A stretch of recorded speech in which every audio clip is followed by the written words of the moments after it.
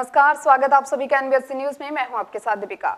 हमारे देश के युवाओं की पहली पसंद है सरकारी नौकरी। उसमें वे अधिकतर का सपना होता है सरकारी उच्च पदों पर आसीन होने की, जैसे आईपीएस, आईएएस, आरपीएस या आरएएस, और यदि अगर उसकी रुचि न्याय व्यवस्था में हो तो आरजेएस, क्योंकि यही सरकार के वो नुमाइंदे हैं जिनकी कार्यप्रणाली से ही प्रशासन सुचारू रूप से चलाया जा सकता है। यही सरकार व्यवस्था के वो प्रमुख स्तंभ है जिन पर पूरी कानून व्यवस्था का दारोमदार है। और आज हम आपको मुलाकात करवाने जा रहे हैं ऐसी एक शख्सियत से जिन्होंने कई सरकारी नौकरी को ठुकरा कर अपनाया है इसको, और इसके साथ ही राजस्थान पुलिस के सेवा क्षेत्र को और आरपीएस पद से शुरू की थी अपनी पुलिस जीवन की यात्रा, और आईपीएस पद से हुए थे सेवानिवृत्त। वहीं सब अब सरकार ने इनकी प्रतिभा को देखते हुए इनके अनुभवों का लाभ उठाने के लिए सेवानिवृत्ति के बाद सौंपा है राजस्थान कर्मचारी चयन बोर्ड का अध्यक्ष पद। आइए जानते हैं आज इन्हीं से कि कैसे बने आईपीएस ऑफिसर। राजस्थान पुलिस की शान और मेहनत, लगन तथा साहस के प्रतीक सेवानिवृत्त आईपीएस हरिप्रसाद शर्मा से। नमस्कार, एनबीएससी न्यूज़ में आपका स्वागत है। कैसे बने आईपीएस, आईपीएस की कहानी उन्हीं की जुबानी। और आज हमारे साथ हैं मिस्टर हरिप्रसाद शर्मा, जो कि एक आईपीएस रह चुके हैं। तो आइए जानते हैं उनसे आईपीएस बनने तक का सफ़र। सर, सबसे पहले तो हम आपसे जानना चाहेंगे कि जब आप आईपीएस बने तब आपको कैसा लगा? निश्चित रूप से बहुत अच्छा लगता है। मैं आपकी जानकारी के लिए बता दूं कि 1982 में मैंने पुलिस सेवा ज्वाइन की थी, राजस्थान पुलिस सेवा के रूप में, और उसके बाद मेरा कुछ समय के बाद प्रमोशन हुआ, तब मुझे आईपीएस मिला और 1999 के बैच की सीनियरिटी अलॉट हुई। तो निश्चित रूप से आप राजस्थान पुलिस सेवा करने के बाद भारतीय पुलिस सेवा में पदोन्नत होते हो तो आपको अच्छा भी लगता है और इससे गर्व भी होता है। सर, आपका जन्म स्थान क्या है? मैं जयपुर से 80 किलोमीटर दूर है, एक किशनगढ़ रेनवाल कस्बा है, उसके से पश्चिम में 4 किलोमीटर दूरी पे मुंडली छोटा गांव है, जहाँ पे राजस्थान के नक्शे में जयपुर, सीकर, नागौर तीनों ज़िले मिलते हैं। उनकी बॉर्डर पे स्थित है मेरा गाँव, और लगभग 1000-1200 की आबादी का गाँव है। सर, आपकी प्राथमिक शिक्षा कहाँ से हुई? मेरी प्राथमिक शुरुआत मेरे ही गांव में हुई, सेकंड क्लास तक। उसके बाद पड़ोस के कस्बे में पढ़ा, क्योंकि मैं मेरे गांव का 11वीं पास करने वाला मैं प्रथम छात्र हूँ। इससे पहले न हमारे किसी ने 11वीं पास की और न ही कोई सरकारी नौकरी लग पाया। सर, आपके मन में आईपीएस बनने का ख्याल कैसे आया? ये था कि जब आपका गांव की पृष्ठभूमि होती है तो निश्चित रूप से उस समय जो भी होते हैं उनके दिमाग में दो होती है कि भाई हम प्रशासनिक या पुलिस सेवाओं में प्रवेश करें। तो प्रशासनिक या पुलिस सेवाओं में जाने की मेरी इच्छा थी, जैसे होता है। उसी के तहत मेरा राजस्थान पुलिस सेवा में चयन हो गया, तो निश्चित रूप से उसके बाद भारतीय पुलिस सेवा में ही जाना था। सर, जैसे हम सब जानते हैं किसी ना किसी को किसी ना किसी से प्रेरणा मिलती है, तो आपको प्रेरणा किससे मिली? सही बात तो यह है कि हमारे इस दृष्टि से प्रेरणा देने वाला हमारी पीढ़ियों में ही कोई नहीं हुआ था, क्योंकि सब खेती करते थे। तो इसलिए हमें ऐसा कोई डायरेक्ट परिवार में कोई प्रेरणा देने वाला नहीं था, लेकिन ये ज़रूर था कि परिवार वालों की मनसा या गांव वालों कि हम कुछ पढ़ लिख के आगे बढ़े और सरकारी सेवाओं में नौकरी प्राप्त करें। तो इसलिए पर्टिकुलर सेवा की तो मन में ही इच्छा थी कि मैं प्रशासनिक या पुलिस सेवाओं में जाऊं। बाकी ऐसा स्पेसिफिक कोई प्रेरणा किसी से मिली हो ऐसा कुछ नहीं, एक सामान्य प्रेरणा थी। सर, जैसा कि जो प्रशासनिक सेवा है और पुलिस सेवा है, सर उनके लिए तैयारी बहुत ज़्यादा कठिन होती है। तो आप कुछ ऐसा बताना चाहेंगे, कुछ टिप्स या ट्रिक्स कि आपने तैयारी कैसे करी इसके लिए? ऐसा है कि प्रत्येक ये जो प्रशासनिक सेवा हो या पुलिस सेवा हो, उसकी तैयारी ग्रेजुएशन के बाद आप एलिजिबल होते हो एग्ज़ाम देने के लिए। ग्रेजुएशन मैंने कालाडेरा कॉलेज, एक छोटी जगह है चोमू के पास में, वहाँ से की, और उसके बाद मैं एमए इकोनॉमिक्स में एडमिशन ले लिया राजस्थान विश्वविद्यालय में। उसके बाद फिर ये कंपटीशन की तैयारी दी। संयोग से 11 कंपटीशन मैंने दिए, एलडीसी से लेकर आईएएस तक, सभी में मेरा सिलेक्शन हुआ, चयन हुआ। और उसके लिए बेसिक चीज़ें यही है कि एक तो आपका ये स्पष्ट होना चाहिए कि भाई आपका लक्ष्य क्या है, दूसरा आपकी जो तैयारी की योजना है वो स्पष्ट होनी चाहिए, और तीसरी चीज़ है कि कंपटीशन उस समय भी, जैसे राजस्थान प्रशासनिक सेवा और पुलिस सेवा में 67,000 लोग अपेयर हुए थे। 67,000 में से 117 का सिलेक्शन हुआ और मेरी राजस्थान में 19वीं पोजीशन थी। तो निश्चित रूप से कंपटीशन हमेशा टफ रहता है, सिलेक्शन है होता है। आपको दूसरों को पीछे छोड़ के अगर आप जो ऊपर वालों में जगह बना सकते हो तब आपका चयन होता है। तो निश्चित रूप से इसके लिए लंबी तैयारी, लंबी मेहनत और प्लानिंग के साथ योजनाबद्ध तरीके से आपको आगे बढ़ना होता है। सर आपने कहीं से कोचिंग करी थी? नहीं, ऐसा कहीं से कोचिंग नहीं, जो भी की थी सेल्फ स्टडी की, इसके अलावा कहीं नहीं। सर जैसे तैयारी की योजना की आप बात करें तो सर हम वही जानना चाहते हैं कि कैसे हमें वो तैयारी करनी है, कैसे टाइम मैनेजमेंट करना है, कंसिस्टेंसी कैसे होनी चाहिए? तैयारी का ये कि पहले तो आपका जो पेपर्स आप लेते हो उनका सिलेक्शन सही करो, जो आपकी पसंद के अनुरूप हो, और ऐसे पेपर हों जिनको थोड़ा स्कोरिंग भी मिलती हो। हमें कोई गाइडेंस करने वाला नहीं था, हम इससे भी बेटर चयन कर सकते थे, वो हम नहीं कर पाए मार्गदर्शन के अभाव में।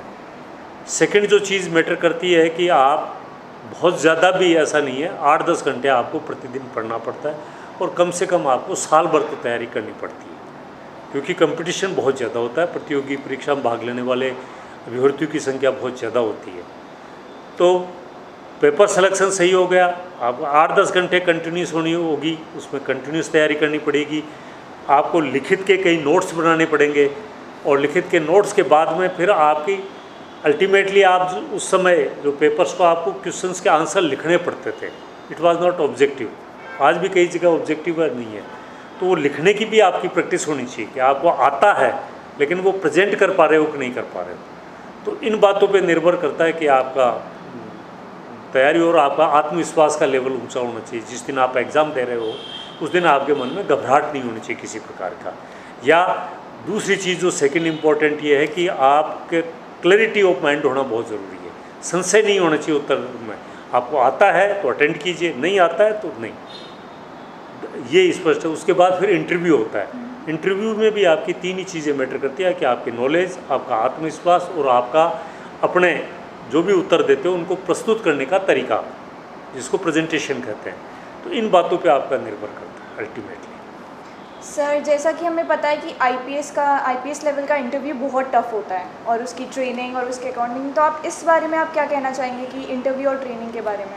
इंटरव्यू तो जैसे सभी का होता है वैसे कॉमन होता है, ऐसा कुछ नहीं। इंटरव्यू राजस्थान पुलिस सेवा की निश्चित रूप से जो 1 साल की जो बेसिकली फाउंडेशन कोर्स होता है, 2 महीने के लिए OTS में होता है और 10 महीने के लिए राजस्थान पुलिस एकेडमी में होता है। वो टफ़ होता है, लेकिन चूँकि मेरा कम उम्र में सिलेक्शन हुआ और जनरली सभी कर लेते हैं, थोड़ा सा किसी को ज़्यादा दिक्कत आती है, मुझे कोई उसमें ज़्यादा दिक्कत आई नहीं, क्योंकि मैं 22-23 साल की उम्र में ही सिलेक्ट हो गया था।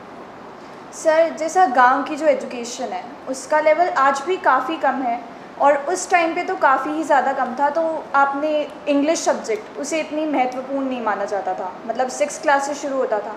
आपने उस टाइम में कैसे मैनेज किया?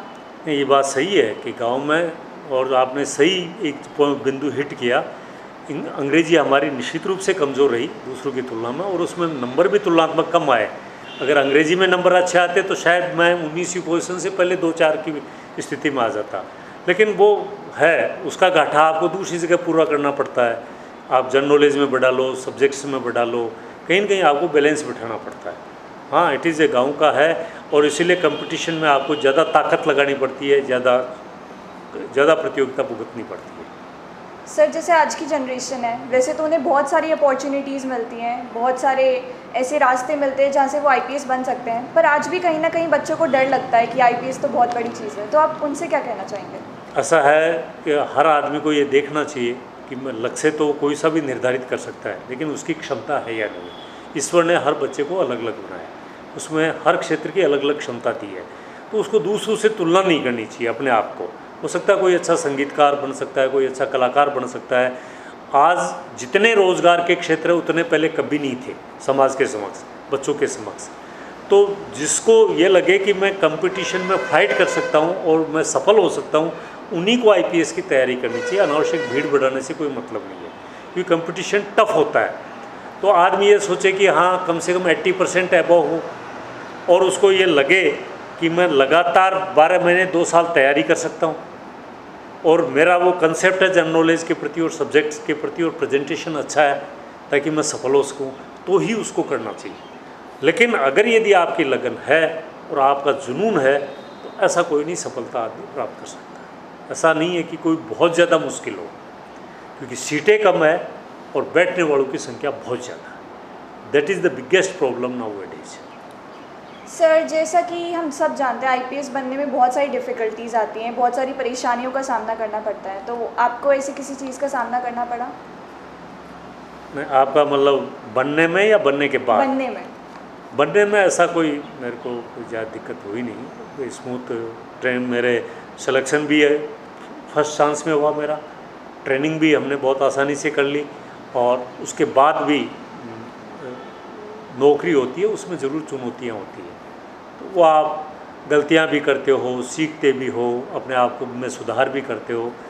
पुलिस एक ऐसी जॉब है जिसका कोई भी मास्टर पूरी सेवा में नहीं हो सकता, उसमें कहीं न कहीं प्रतिदिन सीखना पड़ता है आपको। तो ऐसा कोई सिलेक्शन में और ट्रेनिंग में मुझे कोई दिक्कत नहीं है। सर आज की जो यूथ है, आज की जो नई जनरेशन है, सर आप उनसे क्या कहना चाहेंगे? उनका मैं एक ही चीज़ कहना चाहूँगा कि शिक्षित बेरोजगारी राजस्थान की बहुत बड़ी समस्या है। सरकारी सेवाओं में सबको रोज़गार मिल जाए संभव नहीं है, इसलिए उनको अपनी पसंद के निजी क्षेत्रों में या खुद का अपना धंधा करने में या अपने कोई उद्योग लगाने में, एंटरप्रेन्योरशिप में भी दिमाग लगाना चाहिए। अपनी पसंद का कोई बहुत अच्छा किसान का काम कर सकता है तो उसको किसान बनने का प्रयास करना चाहिए। कोई आदमी अगर बहुत अच्छा इंडस्ट्री लगा सकता है, कोई अच्छा सर्विस सेक्टर में अच्छा कर सकता है, तो उसको अपना मनपसंद काम ढूंढ के उसी में एनर्जी लगानी चाहिए। यूथ को बहुत ज़्यादा सरकारी सेवाओं पे फोकस नहीं करना चाहिए कि the now time has change. इतने लोगों को, जितने शिक्षित बेरोजगार हैं, उनको सरकारी नौकरियां नहीं मिल सकती है, संभावना नहीं है। सर जैसा कि बेरोज़गारी के बारे में हम जानते हैं, आधे से ज़्यादा जनरेशन आज बेरोज़गार है, तो उस बारे में आप क्या कहना चाहेंगे कि उन्हें क्या करना चाहिए? हाँ, वही मैंने बताया कि सिर्फ सरकारी सेवाओं पर निर्भर नहीं रहे, निजी क्षेत्र में भी देखें, खुद का व्यवसाय करने के बारे में भी सोचें, और प्लस इसका आज कला के क्षेत्र में बहुत है, पर्सनल टेक्नोलॉजी के क्षेत्र में बहुत है, तो जहाँ उनका पसंद का क्षेत्र हो उसमें ज़्यादा दिमाग लगाएं। तो ये थी आईपीएस की कहानी उन्हीं की ज़ुबानी। आप जुड़े रहिए एनबीसी न्यूज़ के साथ। नमस्कार।